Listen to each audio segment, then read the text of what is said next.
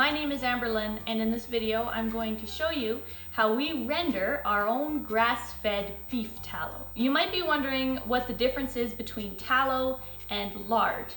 Tallow is from a clean animal, like a goat, a sheep, or a cow, and lard, of course, is from a pig. So there's two types of fat. There's suet fat, and then there's the soft fat, or what we call the shumen fat. The suet fat is the hard, waxy fat that is around the organs and the innards of the animal. It's really hard and it clumps together on its own. The other fat, what we call shumen fat, is all around the animal and it's softer. It's particularly along the back, and it works awesome for sausage making. So we keep both of the fats, but we separate them. We use the suet fat for making soap, skincare products, and tallow candles that you can visit on our website. And then we use the softer fat for rendering and using in our cooking and our deep frying. We butchered our beef cow last fall and took all the fat off, saved as much as we could, which was 300 to 400 pounds, and we bagged it into 5-pound bags and froze it. So a few things that I use for the whole rendering process is a pan to put the fat into to render, and a bowl to pour the final rendered tallow into, and then another bowl to put the cracklings into, and of course it's very important to have a sieve. This is dirty because I'm in the process of rendering quite a bit of tallow and I don't find it necessary to wash after each batch. So this is a fine mesh sieve that works awesome for filtering out any of the debris or little fat particles that we don't want. And also a potato masher works good to just help break it up and release more fat. So this stuff here, these are the cracklings. Some people will eat them, they'll salt them. The chickens love it, and also we give some to the dogs. So I'm gonna take this out. This was from my previous batch. And you will see all of this is what is left over from what you see there in that bowl. Pretty miraculous. So we have 10 pounds of tallow here. Because it came out of the freezer, there's a bit of moisture. That's not too big of a deal. Although you have to be very careful with the moisture when rendering tallow. Moisture is your enemy when it comes to rendering tallow. Any moisture that gets into your final batch or the final stage of the rendering will cause your whole batch to mold. And of course you don't want that. But thankfully, fat and water have a very unique relationship. Fat always rises and the water always sinks. So as long as you're careful not to disturb that relationship, the moisture will always be on the bottom, and if you're careful to just take the top stuff off, you're good. Here's our fat. And when we are done rendering, it will look like that. This you can put on the stove top to simmer really, really low, about 250. You could also do it in a slow cooker, probably with the lid on, just to keep stuff out of it. I like the idea of having it open because if there is moisture, it can escape. That's unique to our situation because we have an aga.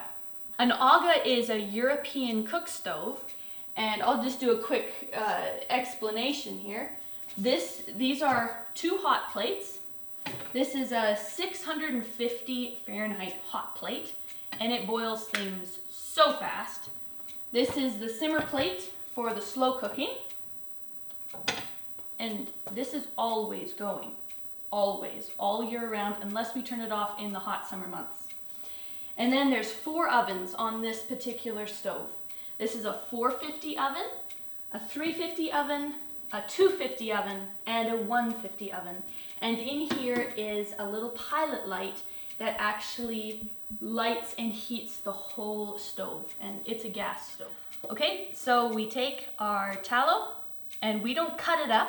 Now if you're doing the hard suet fat, you probably would want to break it up. But with this soft fat, we don't bother. It's also partially cut because of just the way we took it off the animal. We're going to put it into our 250 oven, and the fat will start to be released. And after that, after 12 to 24 hours, we pour off the fat and let it continue rendering until we don't get any more fat. Now tomorrow morning, I will take this and help break it up just to help it release more fat.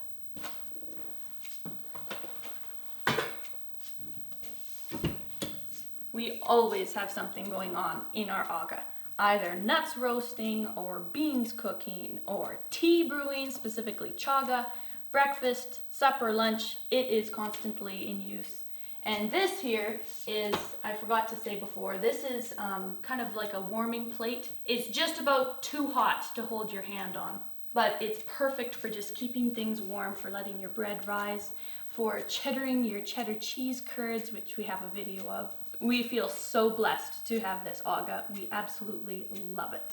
So we will see you tomorrow morning or tomorrow evening, depending on how our schedule looks tomorrow. See you later. So it's nearly 24 hours later and we're going to check our tallow. We have our bowl and our strainer ready and our masher. Look at that.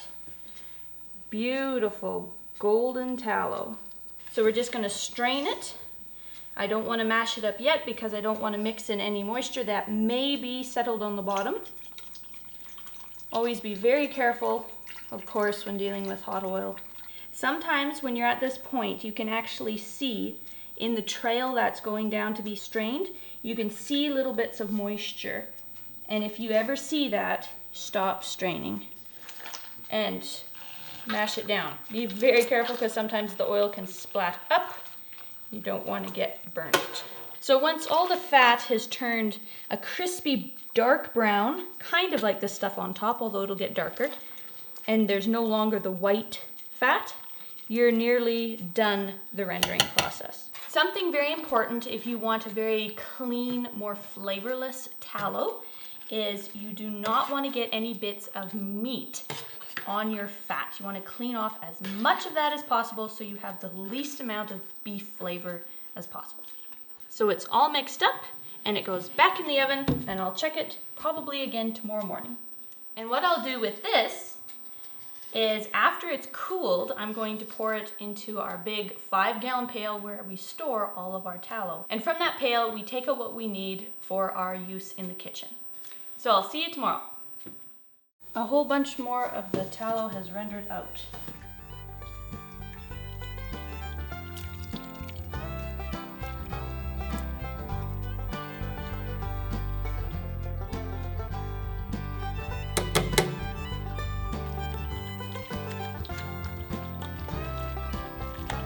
And this goes back in the oven again, and we'll check it tonight.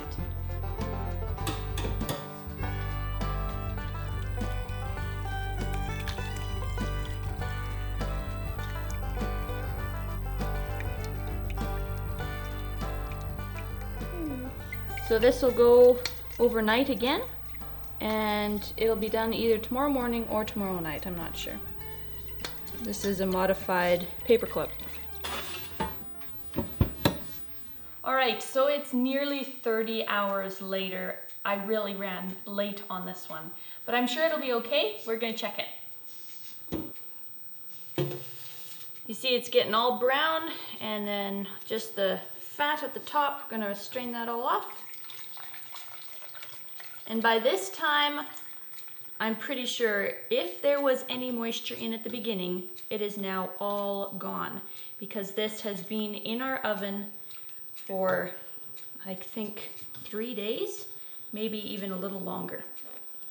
So, whoops. Just gonna strain off as much of the liquid as I can.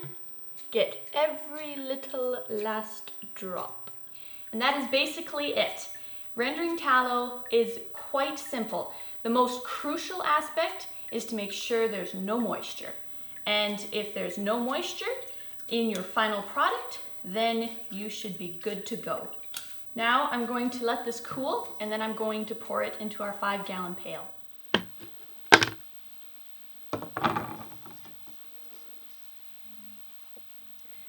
So you can also store your rendered tallow in glass jars. That works really good, especially if you don't have quite as much.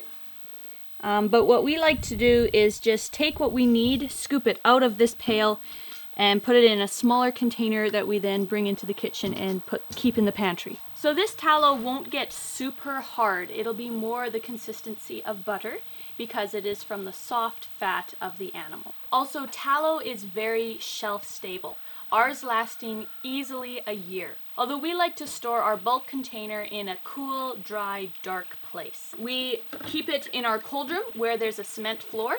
But with most things, if you're storing on a cement floor, you want there to be something between your container and the cement so that there's no transfer of moisture into your food.